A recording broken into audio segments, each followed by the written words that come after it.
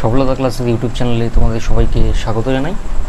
তোমরা তো যারা সিলেকশন পোস্টের ফর্ম ফিল আপ করেছো তারা হয়তো জানো যে এই মাসের শেষের দিকেই সিলেকশন পোস্টের এক্সামগুলো হতে চলেছে। তো আমরা এটা এবারে ভেবেছি সিলেকশন পোস্টের আর যে কটা আর কয়েকটাই কোয়েশ্চেন আমাদের বাকি ছিল, তো সেগুলোই আমরা এই কয়েকদিনের মধ্যে কমপ্লিট করিয়ে দেবো। তো সেরকম একটা কোয়েশ্চেন একটা সেট নিয়ে এসেছি, এটা ডেট তোমরা থাম্বনেলে পেয়ে যাবে, ডেট আমার আপাতত মনে পড়ছে না।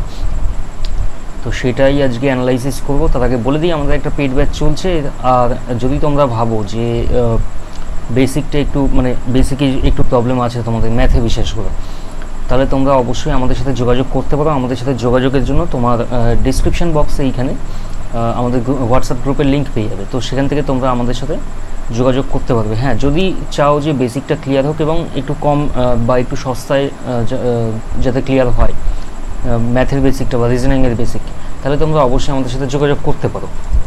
বেসিক ক্লিয়ার করা খুব ইম্পর্টেন্ট, সেটা এখন আমাদের থেকে আমাদের ক্লাস করো বা অন্য যে কারোর ক্লাস করো সেটা ম্যাটার করে না, কিন্তু বেসিক ক্লিয়ার করাটা খুব ইম্পর্টেন্ট, কারণ এই বছর অনেক কটা পরীক্ষা আসতে চলেছে।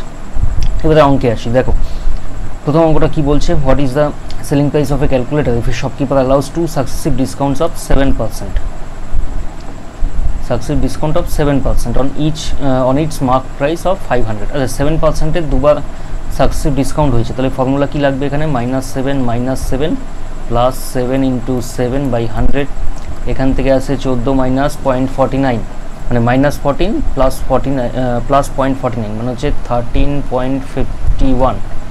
এইটা হচ্ছে তোমার আলটিমেট ওভারঅল ডিসকাউন্ট হবে। কার উপরে ডিসকাউন্ট হবে? 500-র উপরে। আচ্ছা 13.51, এইটাকে আমরা কি করব, 13.5 করে নেব আমরা, যাতে আমাদের কাটাকুটি করতে বা ক্যালকুলেশন করতে সুবিধা হয়।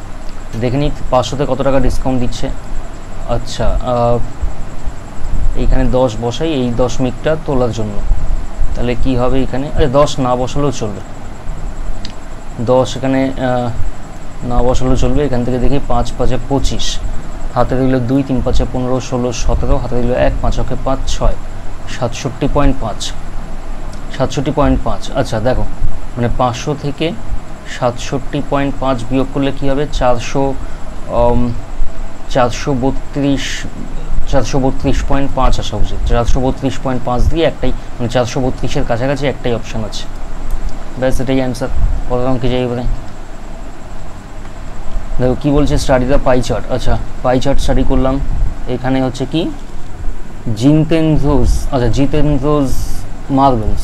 আচ্ছা মার্বেলের হিসাব দেওয়া আছে আর সেটা পাই চার্টের মাধ্যমে দেওয়া আছে। এখানে 60 ডিগ্রি, জনস মার্বেল 120 ডিগ্রি আর মাধুরীজ মার্বেল 180 ডিগ্রি। আর বলেছে কি, if the pie chart shows the distribution of 36 marbles এবং 3%, then the number of marbles Madhuri has. আচ্ছা মাধুরী কত ডিগ্রি আছে এখানে, 180 ডিগ্রি। 180 ডিগ্রি কার মধ্যে, 360-এর মধ্যে, কারণ এইটা কি পুরো অ্যাঙ্গেলটা 360-এর মধ্যে 180 আছে, তাই তো? তাহলে তোমার টোটাল মার্বেল কটা, 36। তাহলে 36-এর মধ্যে কতগুলো থাকবে, এটা কাটো 2 দিয়ে, এটাকে কাটো 18টা, তাহলে তোমার অ্যান্সার। পরের অঙ্কে যাই। Mohan purchase a table at an MRP of 800 at a discount of 10%. If he sell it 900 in the profit percentage. আচ্ছা 800 টাকার এমআরপি আছে, 10% ডিসকাউন্ট, 800 10% হচ্ছে 80, তাহলে সেলিং প্রাইস তোমার হচ্ছে 800 মাইনাস কস্ট প্রাইস তোমার হচ্ছে 800 মাইনাস 80 মানে 720, আর সেলিং প্রাইস বলছে হচ্ছে 900 টাকা। তাহলে 180 টাকা প্রফিট 720-র মধ্যে, সেখান থেকে কাটো, তাহলে 3 8 4 8 72, মানে 1/4 ইকুয়াল টু 25%-এর প্রফিট আসছে। ব্যাস পরের অঙ্কে যাই। ABC can do a piece of work 20 days, 30 days and 60 days respectively working alone. আচ্ছা বলছে how soon can the work be done if A is assisted by B and C on every alternate day। মানে একদিন, মানে A রোজ কাজ করছে, তার মধ্যে একদিন B এসে A কে হেল্প করছে আর একদিন C এসে A কে হেল্প করছে, এইভাবে ব্যাপারটা হচ্ছে।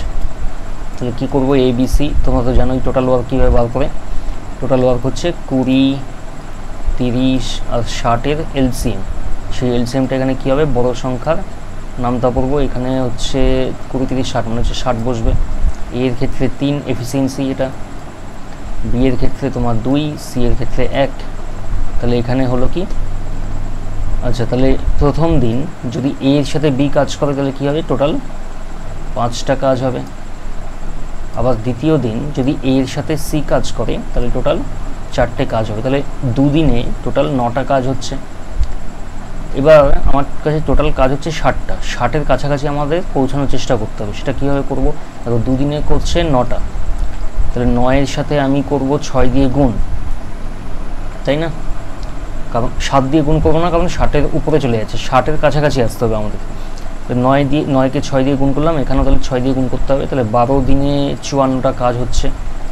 তাহলে 13 নম্বর দিনে কটা কাজ হবে? 13 নম্বর দিনেও 5টা কাজ হবে। 13 নম্বর দিনে 5টা কাজ হলে তাহলে 54-র সাথে মানে +5 মানে হচ্ছে 13 দিনে টোটাল 59খানা কাজ হবে।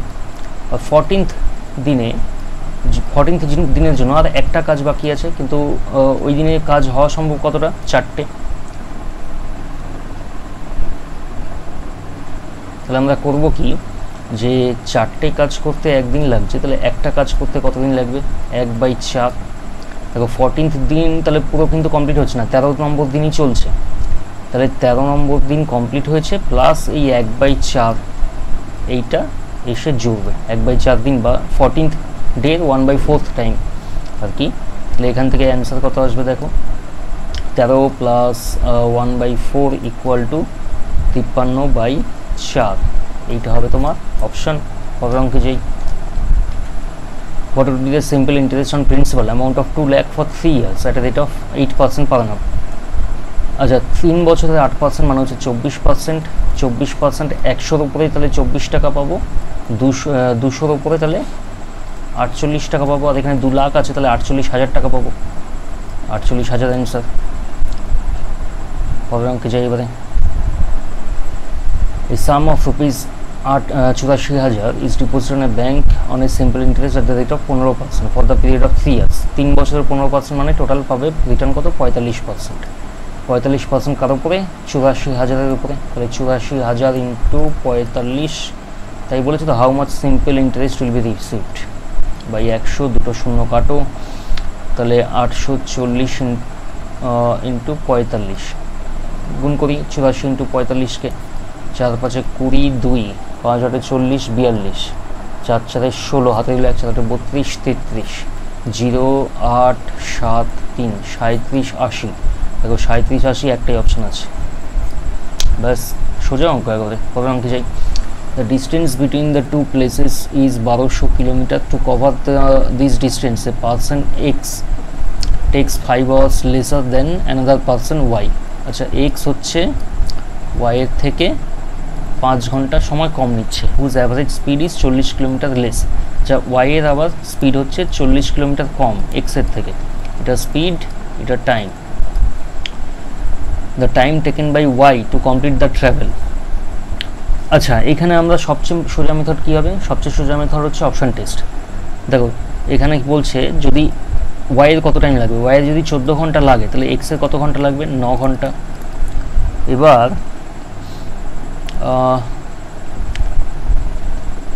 1200, দেখো প্রথমে তো আমরা এই যে একটা জিনিস যেটা করতে পারি সেটা হচ্ছে আমরা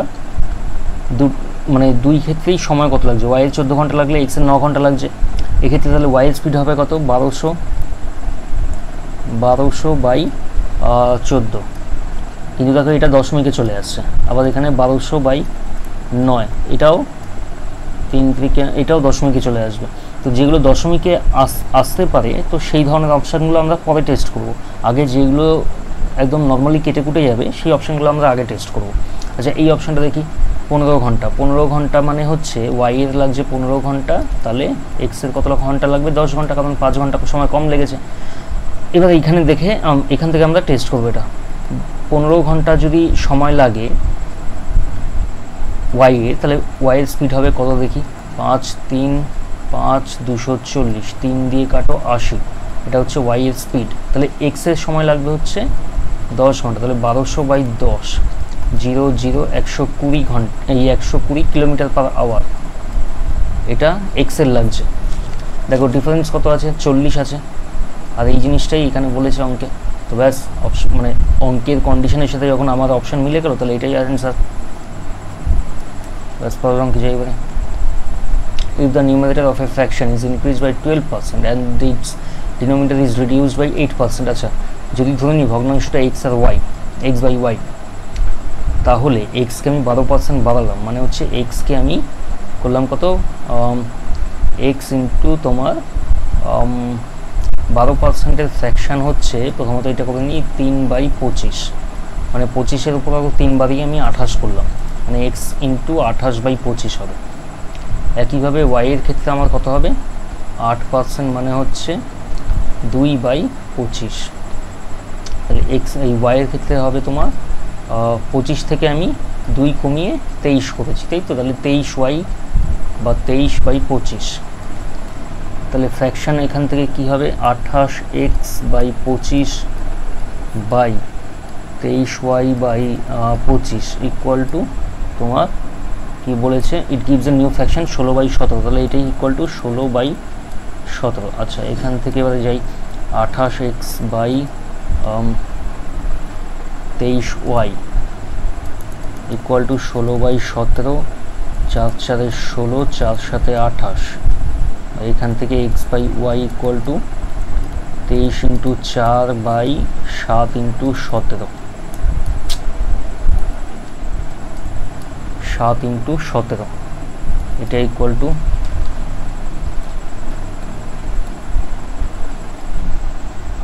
হচ্ছে 92/7 7 49 119, তাহলে এই অ্যান্সারটা হবে। ব্যাস, এই ভিডিওতে এই অবধি থাক, আবার বাকিটা আমি পরের ভিডিওতে নিয়ে আসছি। চলো, টাটা।